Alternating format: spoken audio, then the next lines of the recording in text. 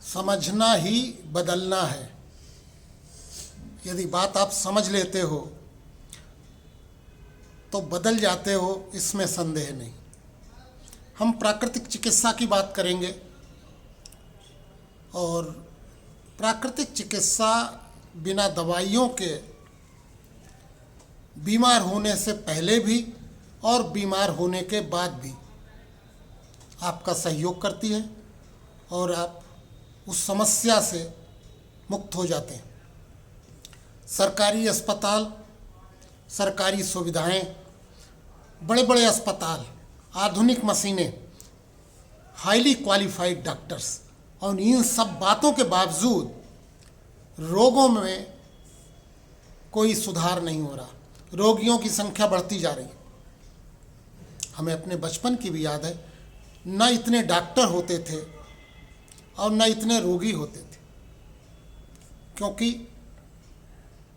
लोग अपने आहार विहार को सही रखते हुए श्रम करते थे और बीमार होने पर फास्टिंग, उपवास करते थे।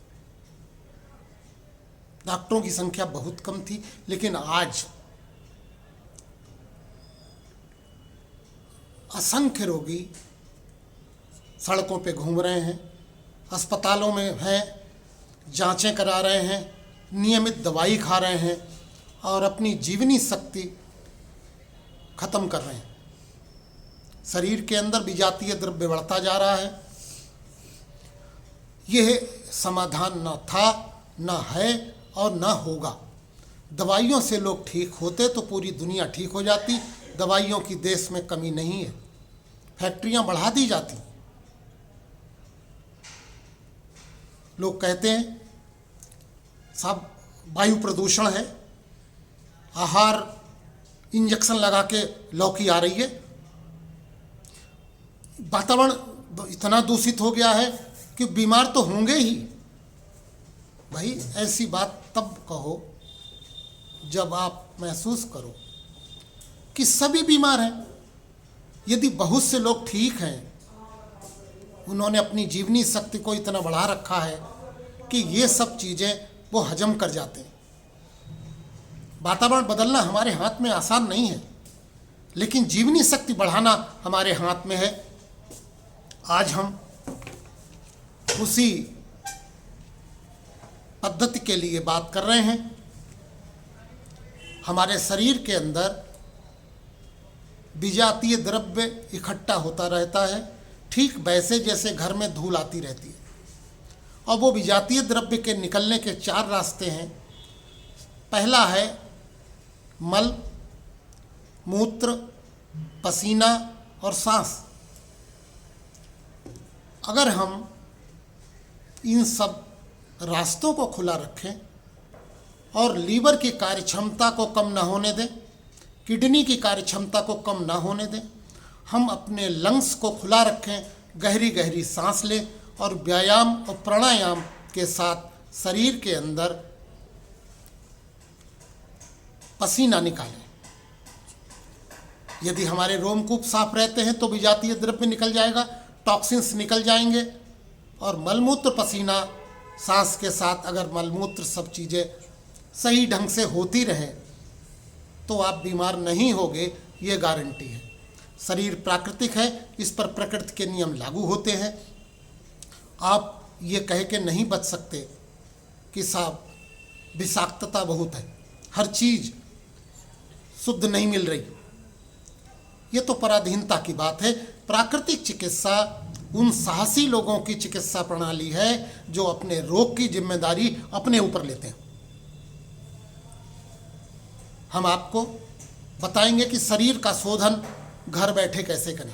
हम आपको बताएंगे कि रोग के अनुसार आपका भोजन क्या हो। हम ये भी बताना चाहेंगे कि व्यायाम नियमित हम करें और किस रोग में कौन सा व्यायाम लाभदायक है। इसके अतिरिक्त आज का जो विषय है वो है जोड़ों का दर्द। जोड़ों के दर्द के बारे में समझ लें, उसका कारण हमें जानना चाहिए। पहला कारण हो सकता है वजन ज़्यादा हो। दूसरा कारण हो सकता है कि हमारा आहार विहार गलत हो, हम तला भुना ज़्यादा खा रहे हों, हमारे शरीर में यूरिक एसिड की मात्रा बढ़ गई हो। ये भी हो सकता है पेट में वायु बनने के साथ हड्डियां कमज़ोर हो गई हों। अगर हम कारण जान लेंगे तो आसान हो जाएगा उसे ठीक करना। दूसरी बात है कि अगर पेट को हम एनिमा के द्वारा साफ कर दें, व्यायाम के द्वारा शरीर का टॉक्सिक मैटर जो है पसीने से निकाल दें, गहरी गहरी सांस लेकर हमारे फेफड़े साफ हो जाएं, शरीर को जीवनी शक्ति काफ़ी मिलने लगे। और कुछ दवाइयाँ जो जड़ी बूटियों की होती हैं उनका उपयोग करें। जैसे एक महायोगराज गुग्गल है, इसे हम ले सकते हैं, बजाय कि हम पेन किलर लें कोई। यदि हम पेन किलर लेते हैं तो हमारा लीवर और किडनी डैमेज होता है। इसकी जगह पर हम अगर आयुर्वेदिक औषधियाँ जड़ी बूटियाँ लेते हैं तो ताकत आती है, और जब ताकत बढ़ेगी तो दर्द कमज़ोर होगा। पेट में वायु नहीं बनेगी तो दर्द कमज़ोर होगा। हम धूप में बैठेंगे, दर्द में राहत मिलेगी। तो इन साधनों को अपनाओ जो सस्ते भी हैं, सरल भी हैं, स्वाभाविक भी हैं, और यही हमेशा निरोग जीवन देने के कारण रहे हैं। हम आपको बताते हैं, अगर जोड़ों में दर्द है, सूजन है, उसमें जकड़न होती है, उठते समय आपको 2-4 मिनट सामान्य होने में लगते हैं और वहाँ पर लाली सी आ रही है, तो गठिया भी हो सकता है। इस सब को का कारण एक ही है। ध्यान रखना, कारण पर हमें काम करना है, लक्षणों पर नहीं। घर में गर्म पानी आप एक बाल्टी में करें, उसमें नमक डालें, इप्सम साल्ट, और उसको घुटनों पर डालें। शरीर के दूसरे हिस्से पर है तो टॉवल को पानी में गर्म करके निचोड़ के उस जगह पे रखें। सोते समय फुटवात लें, एक कुकर में अजवाइन डाल के भाप बनाएं, और जहाँ पर सीटी लगती है वहाँ एक पाइप लगा लें, और उस पाइप से उस घुटने की सिकाई करके ऊपर से पट्टी बांध दें। आप 2-3 दिन का फास्ट भी रख सकते हो, जिसमें केवल सब्जियों का सूप हो और सब्जियां हो, दोपहर में फल हो। परहेज की बात अगर हो तो पालक, पत्ता गोभी, फूल गोभी, अरहर की दाल, उड़द की दाल, राजमा, छोले, चने की दाल, ये सब चीज़ों से हम परहेज करें। आवश्यक होगा धूप में ज़रूर बैठें और ठंडी चीज़ों से बचें, खट्टी चीज़ों से बचें। जब आप एक बार ठीक हो जाओगे तो फिर आप को कोई परहेज की आवश्यकता नहीं पड़ेगी।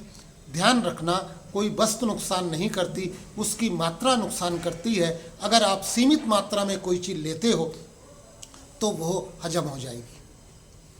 हमारा लीवर बहुत सी दवाइयाँ बनाता है, और उसका जो द्वारा मेटाबॉलिज्म है, अगर उसको हम नियंत्रित कर लेते हैं तो हम पूरे शरीर को आसानी से स्वस्थ रख सकते हैं। ये भरोसा करो। एक बात आखिर में हम कहना चाहेंगे, मैं डॉक्टर प्रमोद वाजपेयी पिछले 35 वर्षों से प्राकृतिक चिकित्सा, आयुर्वेदिक चिकित्सा, योग और परहेज के द्वारा सभी रोगों के लिए काम करता हूँ। धीरे धीरे हम आपको एक एक सब्जेक्ट पर वीडियो देते जाएंगे जो आपको स्वस्थ होने में मदद देंगे। यह स्वास्थ्य के प्रति आत्मनिर्भरता की ओर हमारा कदम है। हमारा सेंटर गाजियाबाद में है, जहां सब आवासीय सुविधाएं और प्रशिक्षण दिया जाता है। हमारा फ़ोन नंबर है 8920384955। दूसरा नंबर है 9911813388। आप इस पर संपर्क करो, हम आपको निःशुल्क मार्गदर्शन करेंगे ताकि आप स्वस्थ हों। धन्यवाद।